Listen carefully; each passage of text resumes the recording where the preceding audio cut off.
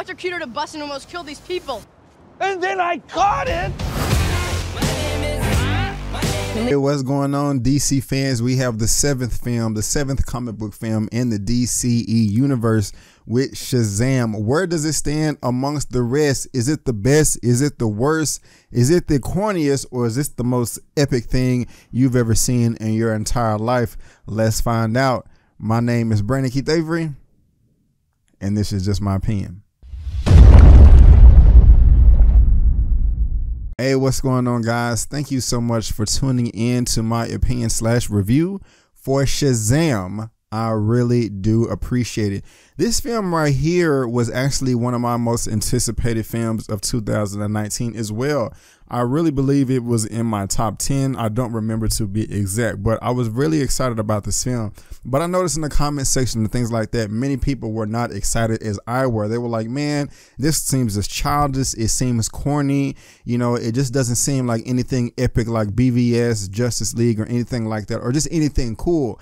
And I'll just go ahead and say, guys, in my opinion, this film right here is one of the best in the DC universe, in the DCEU universe. Warner Brothers, Zachary Levi, director David F. Sandberg, they all did a great job. And he is the director, David F. Sandberg. Before he did this, he did a horror film called Lights Out, and it was decent for the most part. I do remember I didn't like the ending, but he also was a part of Annabelle creation, and I really don't remember much of that film as well. I'm not the big Annabelle fan, but I am a fan of David F. Sandberg right now with this picture because I really did think he did a great job. Now, Aquaman was kind of split down the middle as far as what fans and critics thought as far as the quality is concerned, but it made money, $1.1 billion, and so things are just kind of going on the up and up right now, other than their CEO stepping down to Tusha Hara.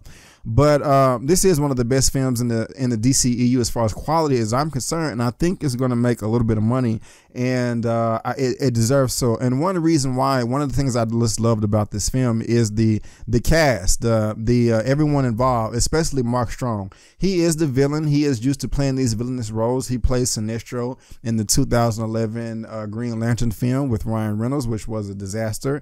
Everybody makes fun of that, but in this one right here, he came through. It's just somebody really just did not give a damn. You know, there was something that happened to him at a certain point of his life, and that's what that's what put him on his path, you know, to seek his life goal, and he will see that goal through the end, and that's very, very clear from beginning to end.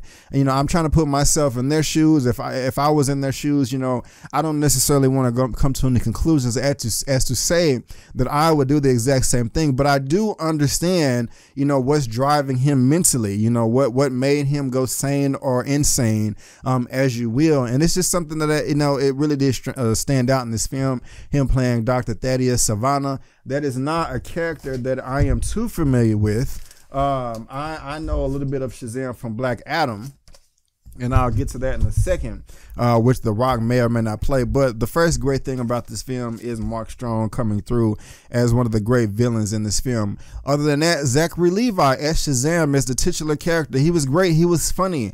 A lot of people were worried about his performance as well, but guys, he came through and he gave a great performance. I mean, he was just a great. I don't want to spend too much time on him, even though he is the titular character. I mean, he just did a great job, you know, as being this big guy, little guy, all in one, you know, and his counterpart, you know, Jack Dylan Grazer, who played his younger self, who has to say Shazam to get bigger. I like this role as well too. Another great thing about this, when you bring in Freddy's role, this film had a great sense of family, yet at the same time feeling like you don't belong, you know, and that may seem kind of weird, but I like how the film played on both of those themes and tied those in together, because, you know, as from the trailers, he is an orphan and he doesn't want to go to a foster family. You know, he wants to, you know, be on his own, and just kind of given the way he was made up in this film, I think he could have survived for himself. I mean, he just coming through that strong as a teenage boy and as the superhero of Shazam that's played by Zachary Levi. So we have two characters playing one, and they're both strong. One is strong, one is super strong, and I don't know, they made for good chemistry on film, and it was something, you know, that I really did enjoy. Now, This film is basically like a dream come true for children, or for, you know, if you had those dreams as becoming a superhero as a child. But at the same time, it is not childish.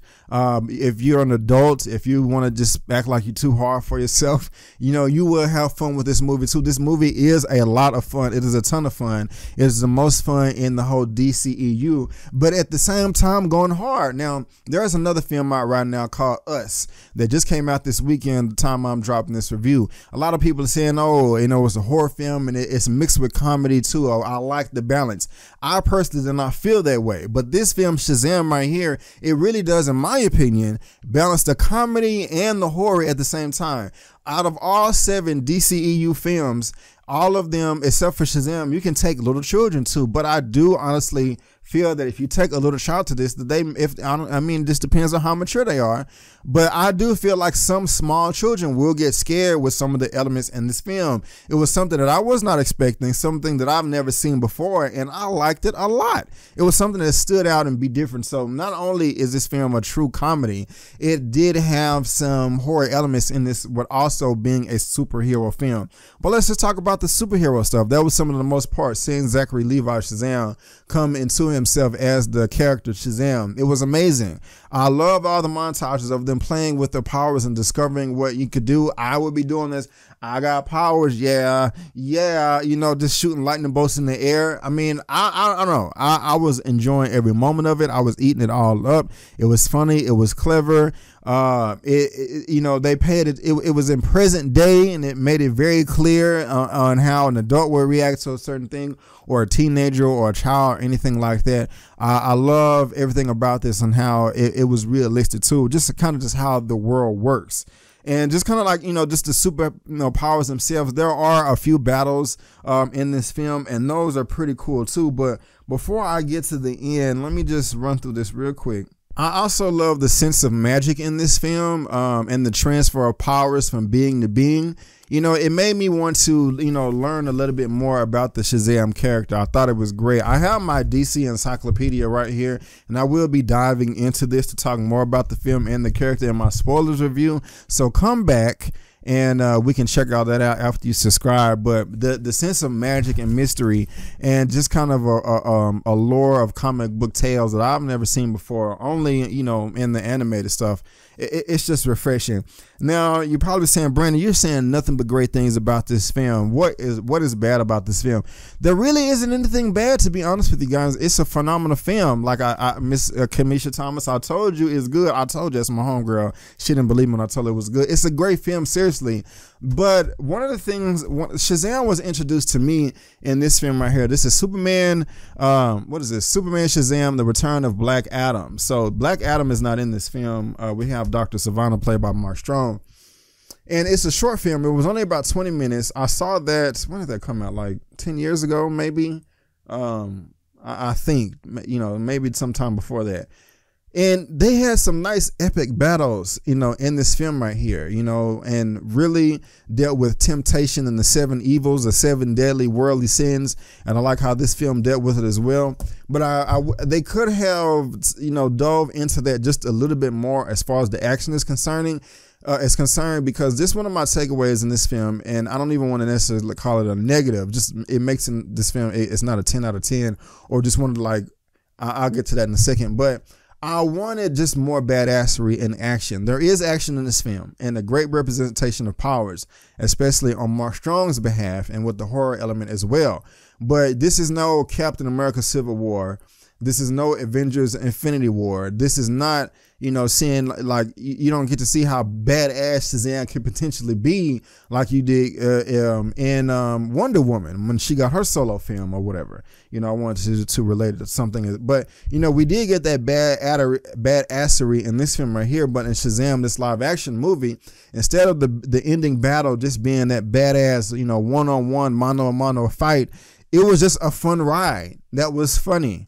And there were some things that I did not see coming. There was a few surprises in this film. One is a great surprise if you're a comic book geek, if you're a comic book nerd. Another great surprise at the end of the movie if you just like movies in general. And there are 2 post-credit scenes. I mean, a mid-credit scene and a post-credit scene. And I enjoy both of them. Both of them are worth your while to stay, in my opinion.